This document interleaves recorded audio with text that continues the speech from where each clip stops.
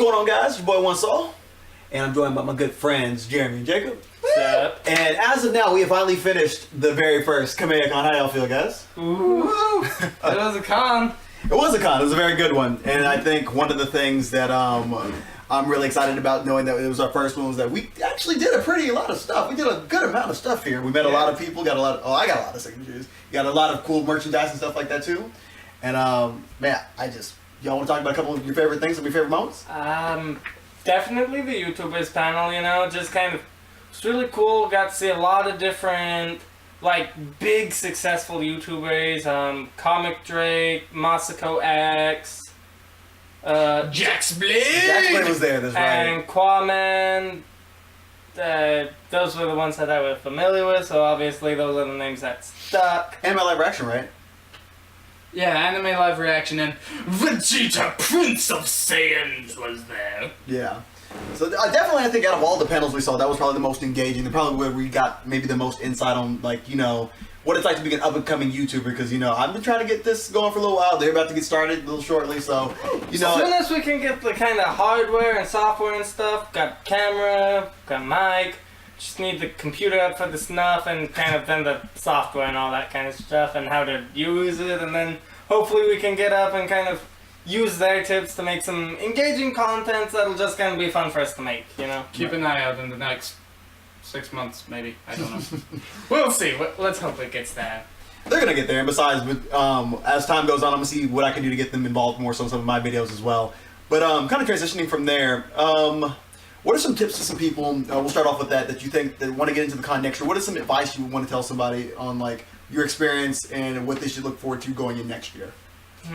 For me, if you don't mind me going first, the way I felt about it, when Geekdom 101, by the way, we finally got to see what his face looked like officially. That was pretty great. That was pretty awesome. We'll get to that in a minute.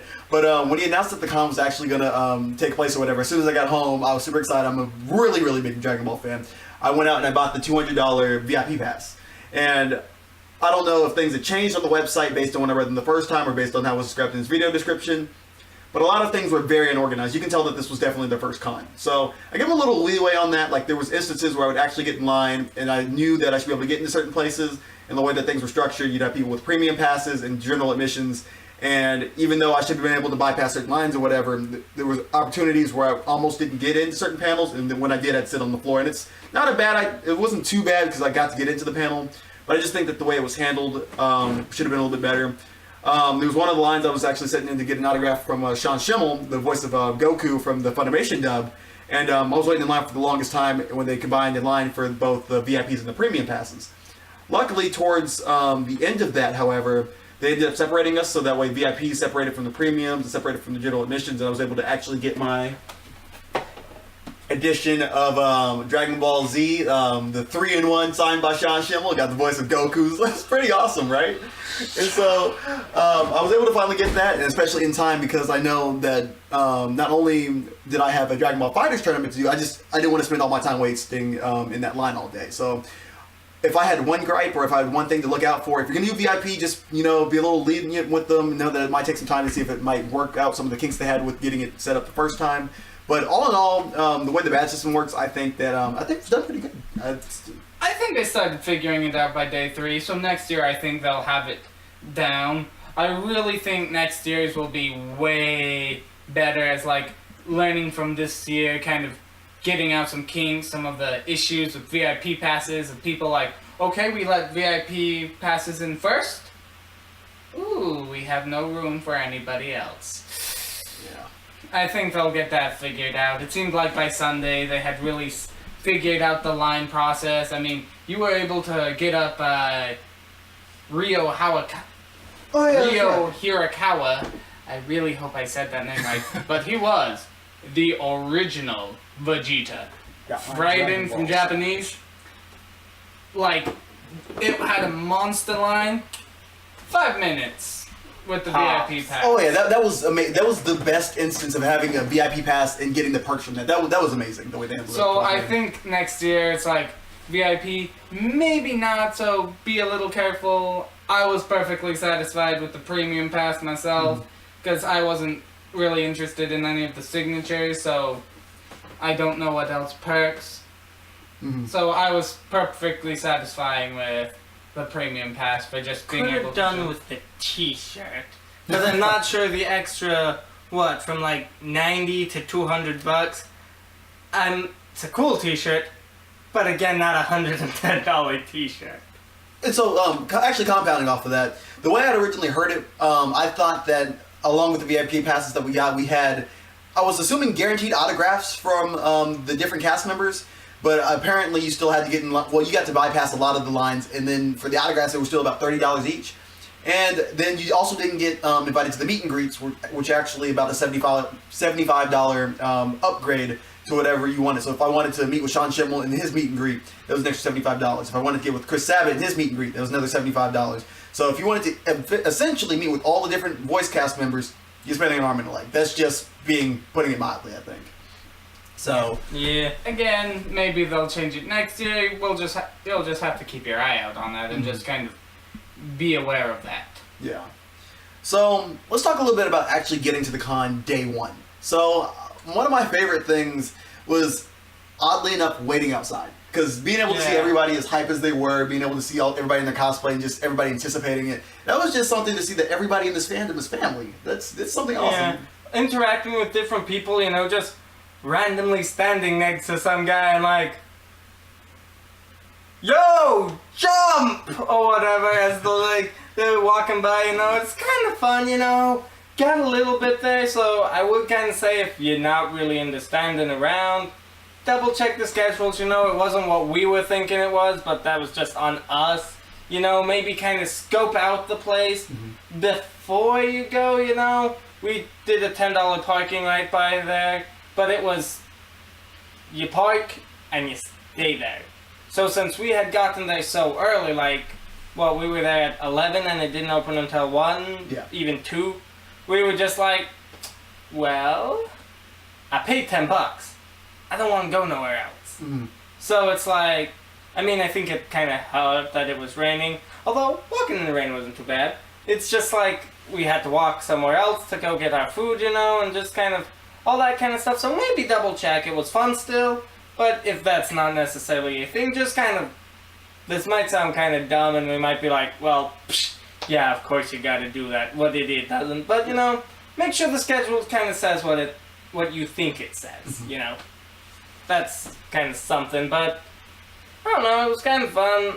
Say a little bit more kind of waiting around the first day, kind of going through the kind of things, but again, maybe they'll get it kind of a little bit smoothed out. They did certainly give plenty of time for it, but that was scheduled in.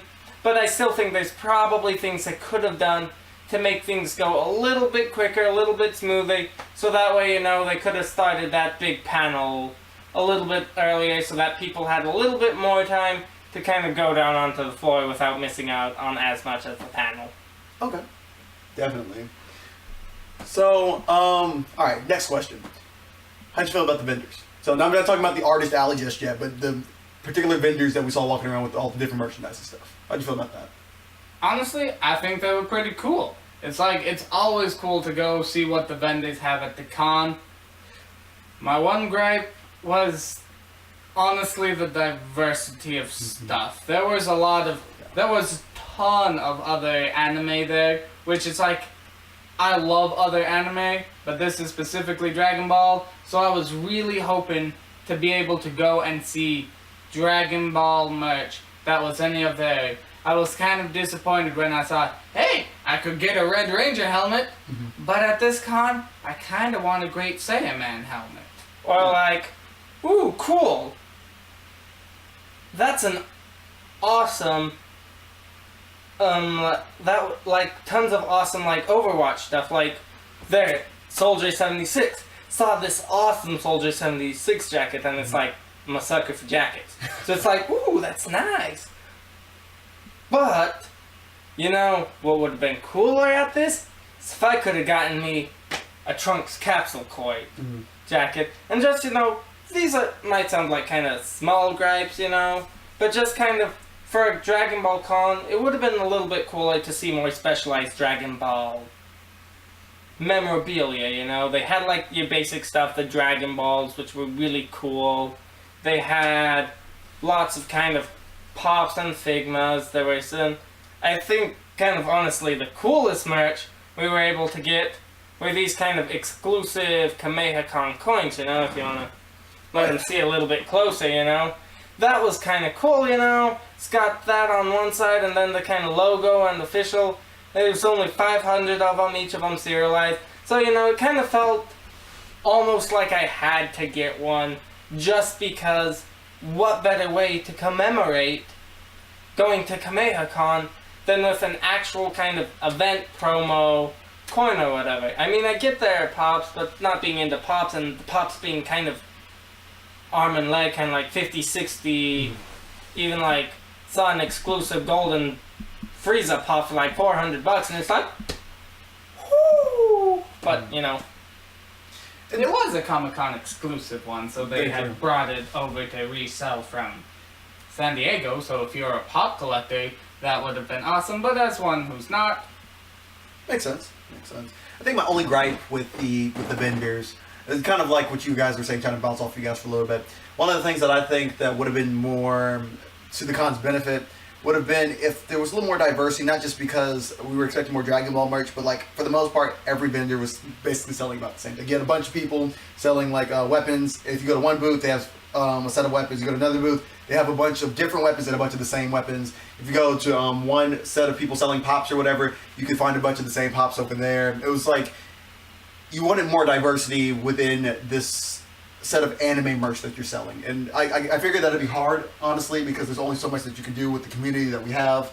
But I know, because I've been to San Diego Comic-Con before and I'm going again this summer, one of the things that I realized going out to their vendor floor is you can literally go to about anybody's booth, and if you're looking for something and you can't find it at one booth, you'll definitely find it at somebody else's. They have so much of the same stuff for the most part that I think in terms of somebody that's trying to sell stuff, the more variety and the more different nuances that you have within your merch would make you stand out more, and I think that was getting a little bit of that. Yeah. Same thing at Salt Lake. There was a lot of, but those are two larger cons, so it's understandable for them to have more merch. And again, this is only the first time, so again, honestly, I'm gonna say this a lot, but I think it only goes up from here.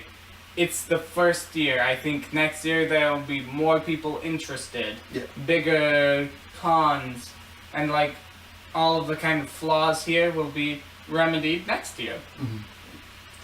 One of the things, because I figure since we're really talking heavily on this video, if I could give any advice for those that are just starting out on YouTube, much like me, just taking it for somebody that is trying to figure this stuff out, have a dedicated camera. Have something that's gonna get you the footage that you want, especially if you're trying to post to YouTube.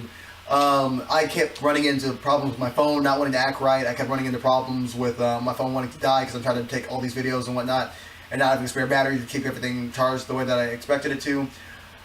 I honestly feel like I could have done things a lot better had I known how to prepare for it. And so going in next year, I have the knowledge for how I want to do it. And even going to San Diego this summer for when I want to document my trip with you guys, I think these are the things that for new people trying to get into this, that you definitely want to be able to make sure that you have your equipment, have enough space for your equipment, make sure your equipment can stay charged, and just do your best to make sure you can deliver the best quality possible. Because for me now, I'm trying to sift through and make sure that I give you guys the best of what I've got. Now, I wish I had more, much like the tournament, which I'll get to in a minute. But I know when I uploaded, and it wasn't by my fault, but the internet that we had, I live streamed and it kind of came through a little choppy. Some people that was something I was gonna say. It's kind of like, don't know how to fix this. But kind of beware of every kind of Wi-Fi, you know. Maybe don't bank on being able to live stream because it is a convention center, you know. Cell phone signal doesn't really get too far in there. And yeah, it had kind of a guest Wi-Fi I could kind of log into. But again, with thousands of people trying to, like, even if half of those try to get onto that guest Wi-Fi, you know, it kind of kicks in and out, you know. You kind of, whenever you want to do something, you gotta make sure it's there. So maybe don't necessarily bank on that, and maybe just kind of, don't save it for later when you get home and can make sure you got it. Let's move on to the artists, because there were a lot of artists. That was, and they were good. You know, a lot of them really were good. I want to judge it from the place of an artist, because I too am an artist looking to do things like sell things at conventions. There were a lot of artists that really stood out, and then you looked at some artists that you knew that they were definitely up and coming. This might have been their first con. They had some stuff that they too needed to work on, and come back again. But I don't think any artist really had something that was just too weak and didn't belong there. I think everybody had their place, and I think that's what made this con pretty special. Nah, I think the hardest part for me was just the fact that I didn't have enough money, you know? Yes. This one booth sold watercolors. I really wanted one. But she was selling them for $60. Mm-hmm. And personally, if I had $60 to sell, hell, not even $60. If I had like 100, I saw at least 3 that it's like, ooh, I want one of those. And so if I had $180 to drop on it, I totally would have. But unfortunately, I had not made enough money. Mm-hmm. My funds are limited, especially with how much I wanted to kind of try to spend. So I typically kind of looked at some of the cheaper options of like the 3 for $30 or whatever, you know, or like the kind of some of those other deals. But all of the art was just like flipping through their books, even just talking with them, you know. I mean, I didn't talk too much, I'm too socially awkward, but my man here, one soul, you know, goes up, kind of starts talking, and they all had such great stories, they were great people, you know, just kind of, that alone made you like, I want to support you, I wish I had the funds to support you, you know? Well, even just, again, if you're not going to buy anything, talking to them is fantastic. It was a great part of the con, hearing them talk about it and everything. So it's like, just hearing their stories hearing about what it's like going from con to con, kind of suggestions they had for upcoming artists. It was really fascinating, and I loved hearing about it. For me, I feel like I was super disappointed that I didn't have enough money, just like you said, Jeremy. I remember talking to a couple of the different artists, and then I adamantly wish I could have paid for some of the artwork, especially for the time they took out to help me figure out what I want to do with my artwork and how to do some of the things that they're doing, and to know that I just couldn't buy some of their artwork. I felt guilty buying other people's artwork over other people's, but it came down to, okay, if I wanted artwork at some point in time, I'd have to buy somebody's, and there were just so many great people there selling so many great things with so many great stories and background. It was just, it made it real hard. So be prepared to run into that. I know some people are just, you know, I like this or I like that, or it doesn't really matter to me if the person's good. I'll just take the artwork for what it is. Get to know some of the people if you got the opportunity. If you're really into art, talk to some of the artists. Really figure out what their artwork is about, because it's more than what the drawing is on the page, I think. A lot of them put a lot of time and effort into that. So, yeah, definitely check out the artwork. I don't know if the official Kameha Con website actually has the list of the vendors that are on there, but I don't know if it's just me trying to shout them out or not, but definitely get there if you get the opportunity to try to check some of those artists out. They had phenomenal stuff. Maybe in my video, I think we might have captured a couple of things, might have taken some pictures in the background. We'll have to check and see what we got. But, yeah. Kind of wish now I'd taken some of the kind of business cards and stuff and like giving shout outs like, hey watercolor lady, hey shoe guy, hey, and I feel bad kind of that that's all I got, you know, but I don't know, it's great people, you know.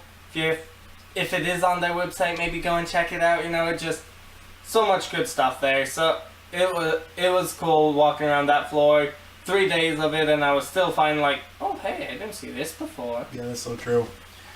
Okay, so we talked about the different vendors, we talked about the artist, we roughly touched on some of the panelists. I guess we go back. Okay, so what is your take on the very first day, and we got to go into Geekdom's panel, and he introduced all of the different voice actors. I know that you're not all that into all the voice actors or whatnot, but just the experiences of having them all under one roof and being able to talk all things Dragon Ball, what was that like for you guys? Honestly, I feel it was a little much introducing all of them.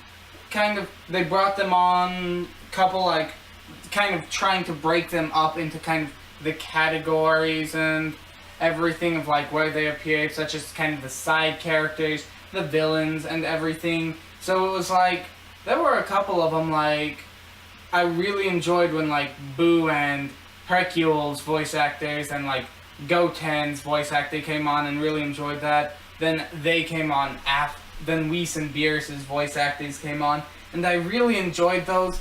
But by that point in time, I'd been sitting there for almost an hour and a half, and just the earlier ones had kind of burnt me out and stuff. And I was really just like, I want to get to the floor, or like get up moving or something, so. My phone was charged by this point. Oh, wow. I was done sitting down. Well, I actually appreciate the fact that they did showcase everybody for the sheer matter of when we got down to the actual voice actors down there doing the signings at the bottom in their respective booths or whatever, it was sad to see that certain voice actors actually didn't have lines. You got to see some people like Christopher Sabat whose lines just stretched all outside the building, being an exaggeration for the most part, but were like super incredibly long. And yet some other voice actors were actually, their booths were so barren. Poor Jeremy Ehrman. It made me feel so Poor bad. Android 16. He's a cool character. How could you not? But you know. It made me feel bad too, because I know at one point in time I just wanted to talk to all the actors, but I felt like if I wasn't going to buy something, just taking their time up was like, you know, okay. Almost insulting, you know, like, hey, I've talked to you, love your work, yeah. Oh, but yeah, I'm not gonna buy his signature because, again, I guess this is maybe just con problems, don't have enough money. Yeah.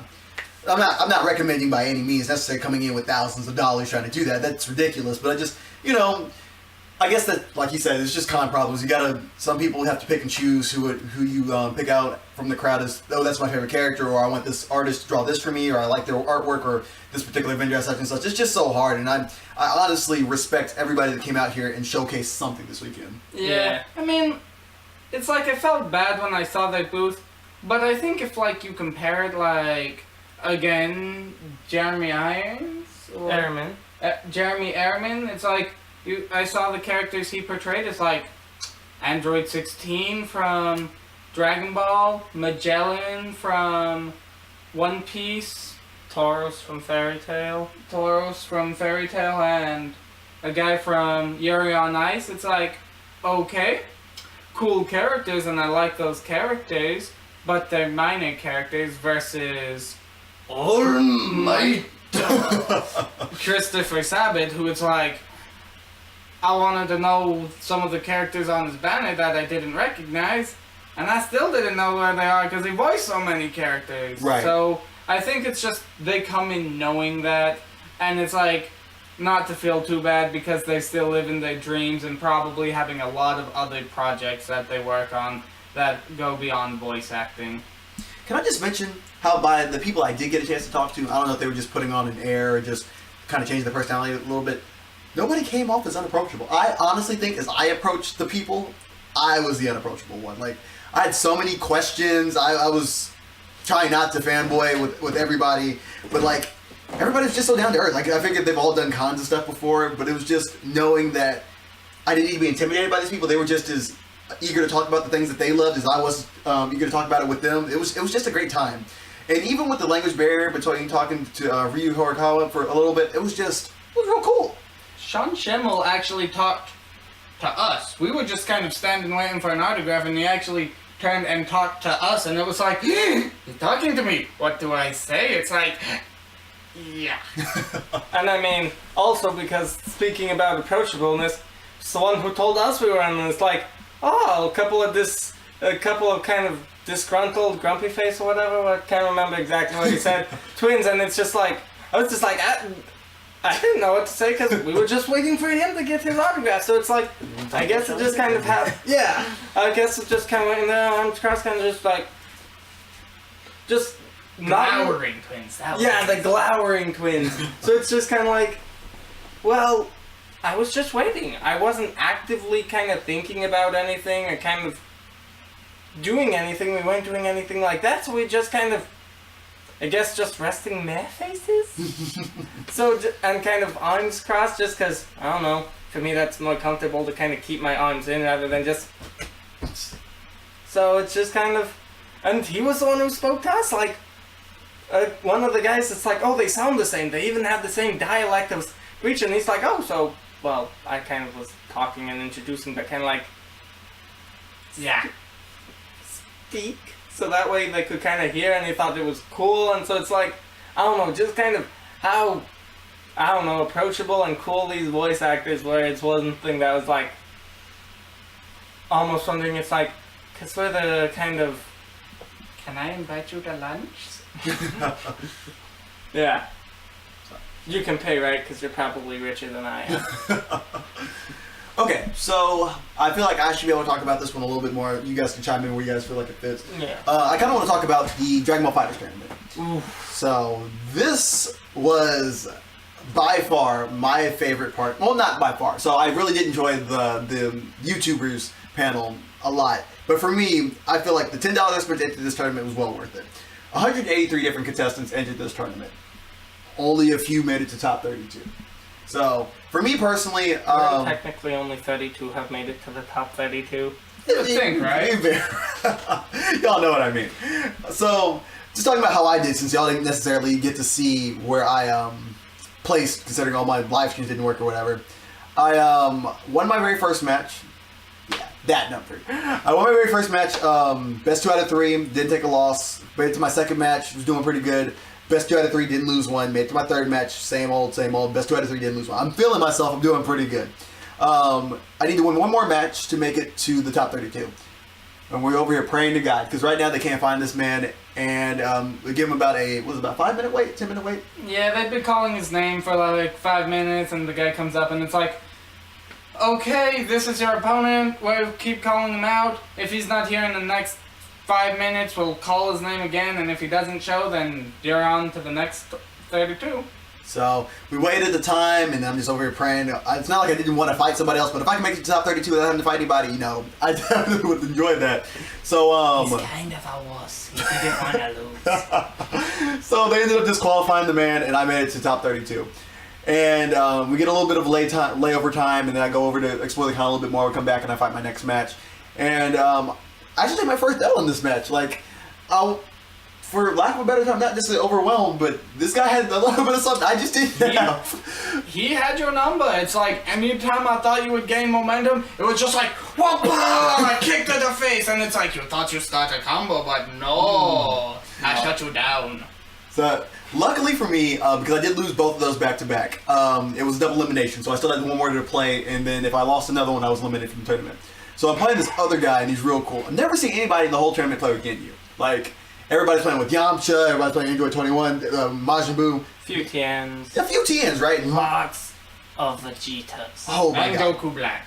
Vegeta and Goku Black. We're like everybody's mains. Nobody playing with Ginyu. So I'm playing a man that I have not played with, or not seen anybody play with Ginyu like this before. So I go into my first match, and it's kind of close, and I lose the first match. So lose one more, like losing the second round, I'm done. I'm out the tournament. So I get in there, and I start playing super aggressive, win that match kind of pretty quickly. So we tie it up. It was pretty nerve-wracking, though, to kind of see you get that way. It's like... But round three is where things get... Oh, that was oh man, you almost killed me in there. Oh my goodness, so like, we were trading blows back and forth, nobody gaining leeway. So finally, I think, was it just my Gohan left for the most part? I think it was Gohan versus... Two people, I think. I had to take down 2 of his people, I think. Yeah, I think so. Ginyu and Tien, wasn't it? He was using Ginyu, Tien, and Yamcha. Yamcha. Oh yeah, Yamcha. That was who it is. So I had a full bar Gohan, and like they had half health of the other 2 characters, I think is what it was. Yeah, Yamcha and Ginyu, right? Yeah, I think so. Okay. Yamcha and Ginyu.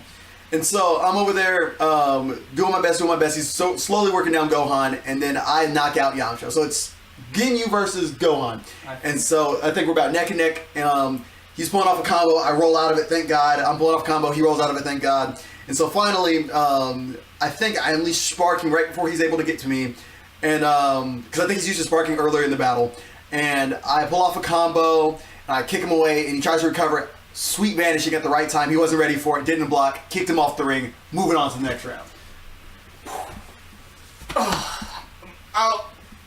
To be honest, I was almost hoping he would lose that one because I didn't think my heart could take another one.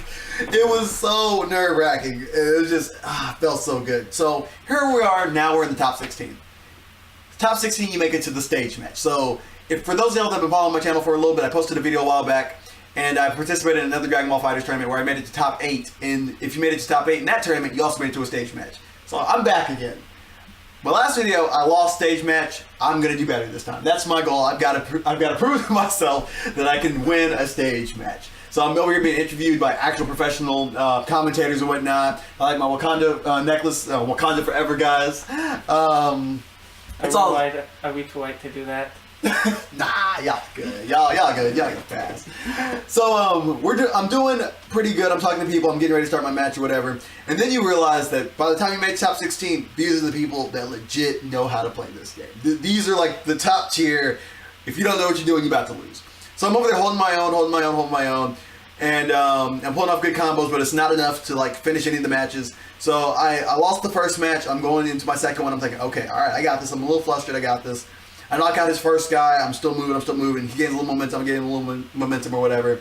Long story short, I'm not able to pull it off. I lose within the top 16 with everybody else, but the way they ranked it in the end, I've made 13th place. 13 out of 183 people? Not bad. That's not bad. So I feel like all the training I've been doing on my channel, these late night streams, which I didn't stay consistent on, and we'll talk about consistency in a minute. I think it was pretty good. So I want to thank all you guys that actually tuned in and watched me on my live streams. I'm doing Dragon Ball FighterZ. I'll end up doing a little more later because I just love this game. I think it's some content that I think I might continue doing for a little while longer. And yeah, that's just, I really enjoyed that tournament. I thought it was a hoot watching you play. It was really nice being able to root on, just kind of sitting there like with the video, kind of get the live streaming, just kind of like in my head commentating of it's like, ooh, that Bardock, don't let him get in the combo. It's like, combo, don't let it, ooh, what a brutal super by Broly. Come on. Oh, that Broly's a tank. Come on. You can beat him though. Back down to Gohan. But we all know how he likes to pull out, how Gohan likes to pull him out of pinches, and Gohan does it for him again. But you know, obviously we can't do that because I feel like that would be disrespectful to the other person, you know? Like, as well as not wanting to throw off his groove or anything to kind of confuse him or stress him out with our bad commenting when we don't know really much about it. Besides, like, ooh, that was hard.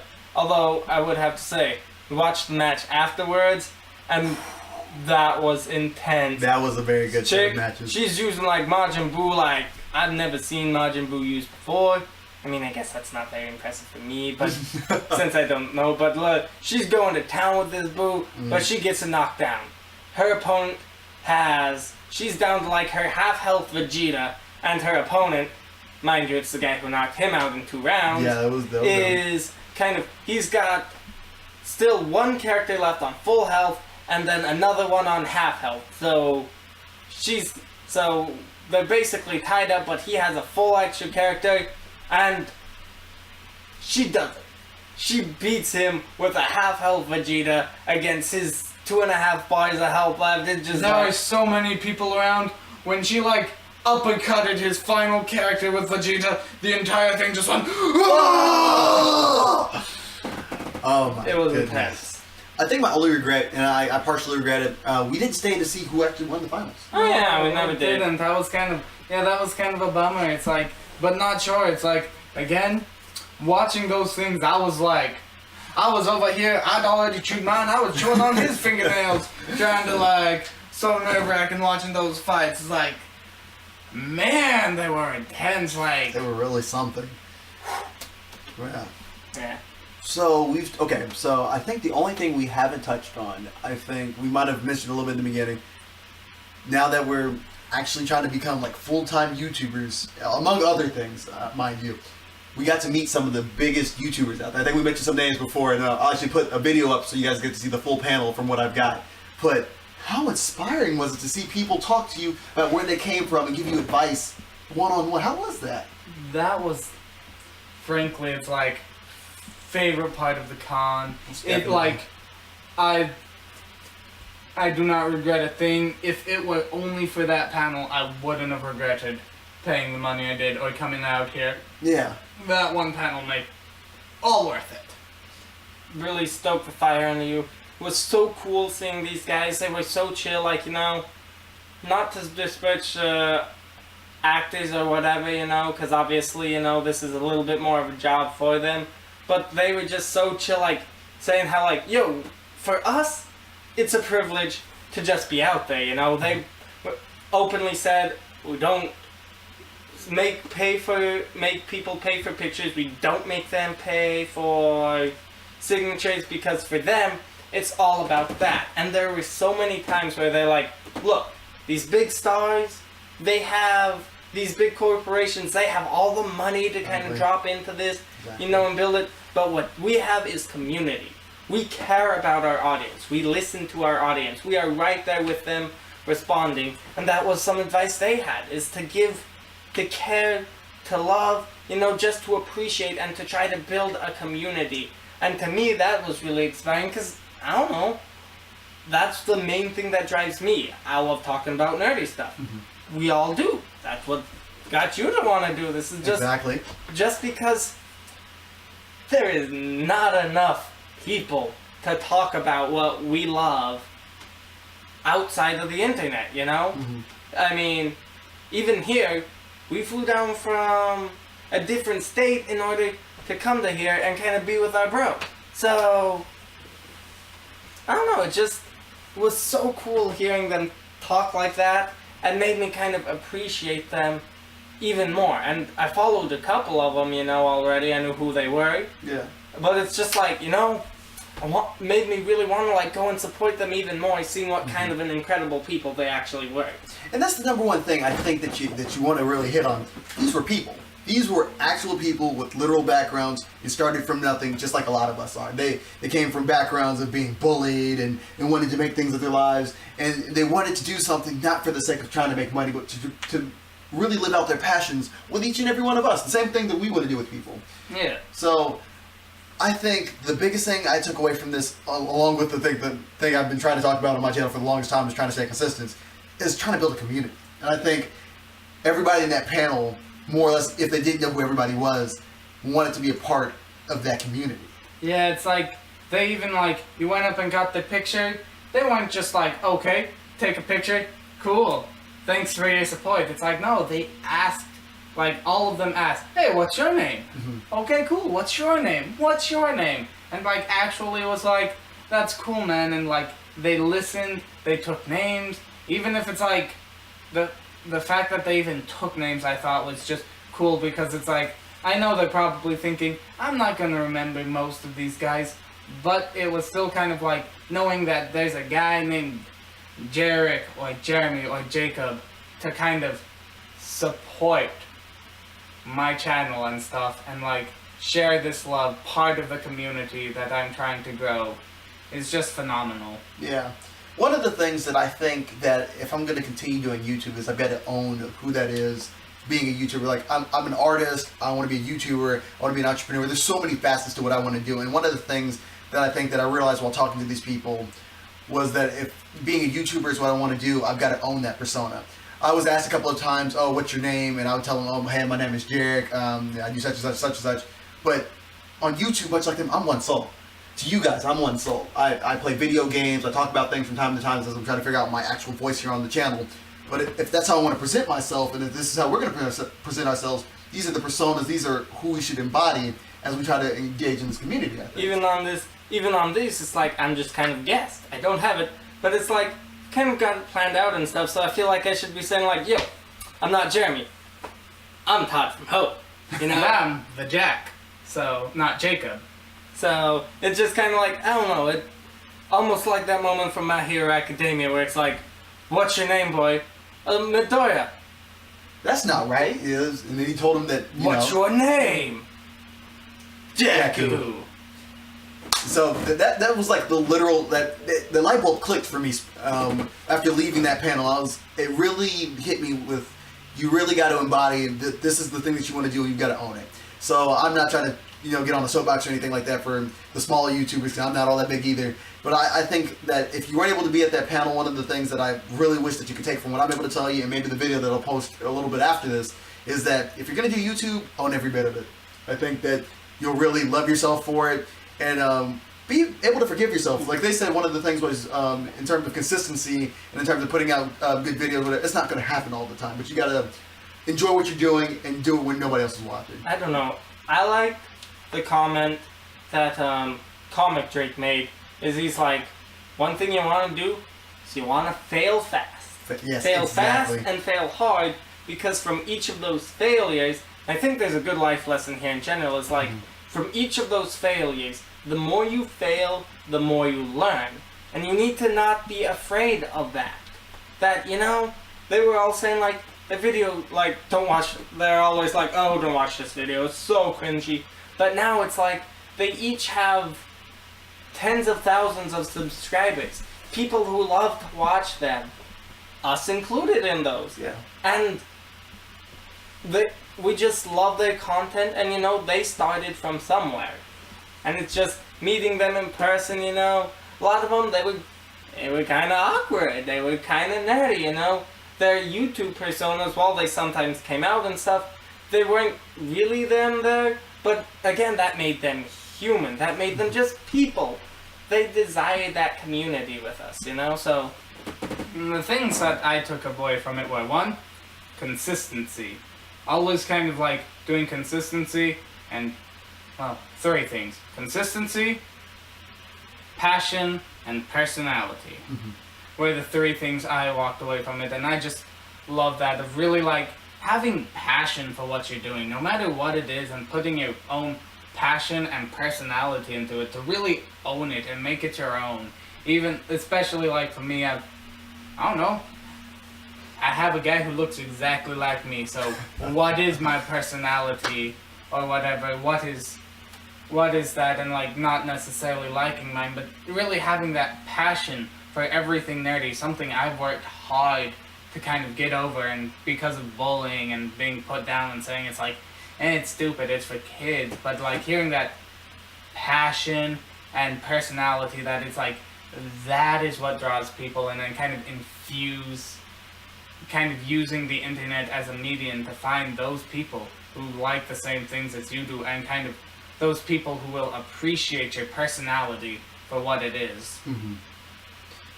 So I don't know. I'm not talked out, but I think we really covered a lot of stuff in this video. I don't know. I've been wondering. It's like, I mean, how long have I'm we been not talking? talked out, but viewers at home might be tired of listening to my wonderful, voluptuous voice. So I don't think that's how the word voluptuous is supposed to be used. Man. But I like this. Everything here, for the most part, is going to be like raw and like our true opinions, and just to give you everything that we have. We want to give you the true Kameha Con experience from people that actually went to the con. Might not have been able to show you a whole bunch of stuff, but we'll show you what we can. And just so for the future people to go next time, you get an idea of what you're getting yourself into. And for those that are actually learning from some of the things that we took from it, it'd be something to help you in the future, I think. Yeah. So, if there's not anything else, I think we'll sign off. You good? Yep. I'm good. All right, guys. Look forward to more content in the future. I think for personally on my channel, I'm gonna do a little bit of reworking things. I've taken a lot of things that I've learned this weekend, and I'm gonna try to make things a lot more tighter niche. That way, you guys get better content. I'm looking forward to trying to deliver you guys some much more premium content. So for all things nerdom, geekdom, and all things pop culture, keep it here at your boy One Soul. And signing off for my good friends Jeremy and Jacob. Peace. Peace.